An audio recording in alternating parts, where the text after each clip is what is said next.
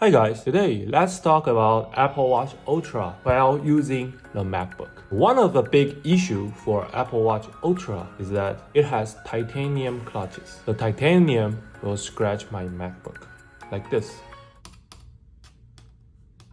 which I hated it. Let's replace the Ocean band and see if the Alpine band can solve our issue. This is the small size Alpine loop on my hand. My hand is 160mm wide. As you can see, the G-hook is over here. When we place it on our MacBook, it doesn't scratch my MacBook. However, sometimes I twist my arm, and that's when the time that this Apple Watch will scratch my MacBook. So the small size Alpine loop doesn't solve the issue completely. This is the middle size of the Alpine loop. The G-hook is under my arm.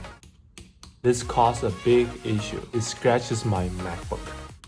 When I'm typing and it keeps scratching my MacBook. I really like this Alpine loop. However, this is a big issue for me. So I hate to say this, but I really love this band, but I hate the design of the G-hook. I really don't want to scratch my MacBook like this. This is the large size of the Alpine loop. As you can see, the G-hook is over here.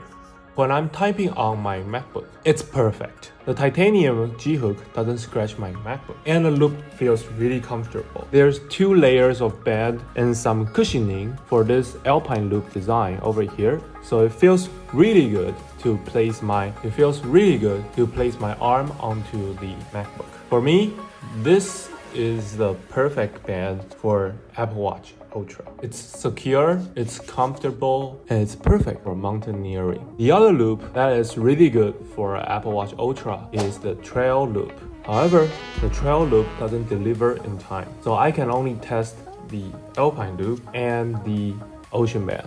For me, the large size Alpine loop feels way better than all the other bands for now. Thanks for watching.